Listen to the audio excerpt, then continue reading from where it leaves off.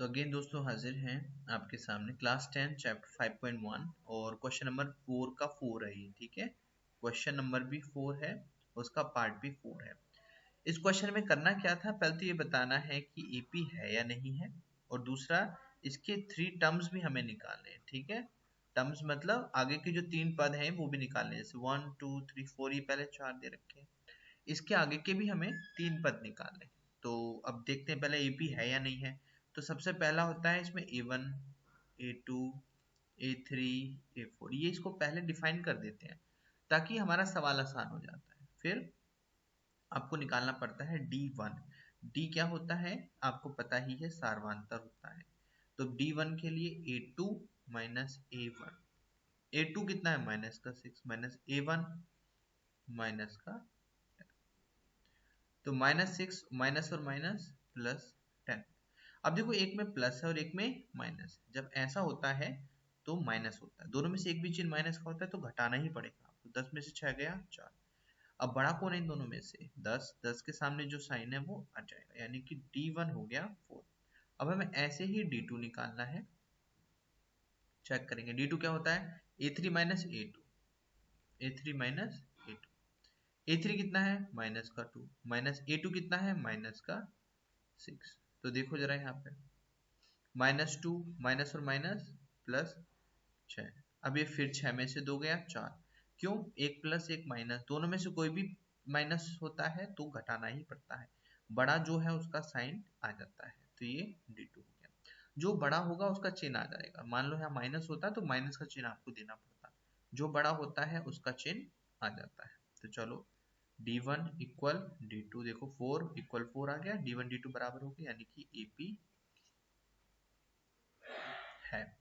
अब ये AP है तो हमें क्या करना है, अगले टर्म्स निकालने हैं। पहले इसमें A डिफाइन कर दो ताकि नीचे लिखने में हमें दिक्कत ना। A -10 है और D है इसमें 4। चलो अब हम आगे इसको करते हैं। अब जब ये AP हो जाता है ना तो हमें आगे के टर्म्स निकालने पड़ते हैं। अब 4 टर्म तो हमें पहले दे रखे हैं, इसमें मुझे कैसे पता चला 4 दे रखे हैं, मैं गिन लेता हूँ 1 2 3 4। तो हमें 5 6 7 निकालने हैं आगे के 3 टर्म्स, ठीक है। 5 6 7, तो देखो जरा A5 कैसे निकलेगा, A प्लस 4D, ठीक है।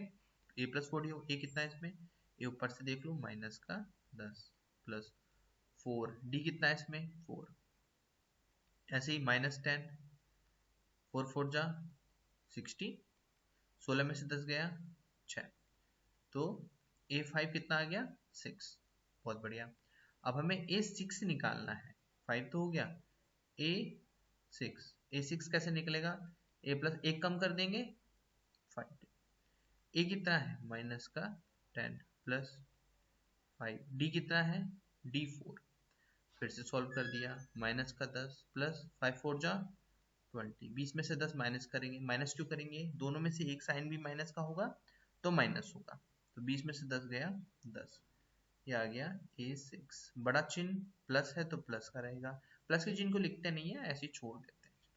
अब अगला A7 भी निकालना है, A7 तो A प्लस एक कम करके लिखते हैं, मैंने बता रखा है ऊपर वाली वीडियो में भी, देखो यहाँ 5 था तो 4 आया, 6 था तो 5 आया, 7 था तो 6 आया, और ये आता कैसे, मैंने ये भी बताया था, A plus n minus 1 into D, ऐसे आता है।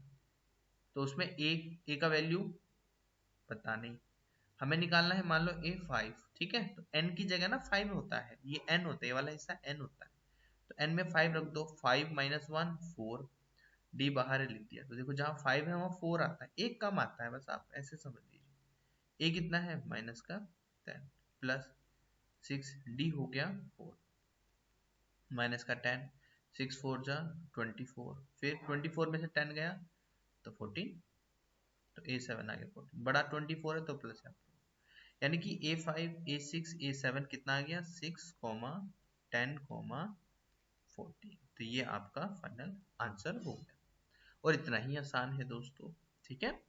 आई होप मैंने अच्छे से समझाया है, एक बार फिर से वीडियो देख सकते हैं, कुछ भी बात होती है कमेंट में फील फ्री टू राइट, लिख सकते हैं। चैनल को जरूर सब्सक्राइब कर लीजिएगा। इसमें हम हाई स्कूल के 9th के फर्स्ट ईयर इंटर सारा सिलेबस हम अपलोड करेंगे, इंग्लिश भी सब सारी अपलोड करेंगे, इंग्लिश स्पीकिंग का कोर्स भी हम इसमें जल्द से जल्द डाल देंगे, इस पे वर्क हो रहा है। Thank you so much, channel में बने रहें, थैंक यू।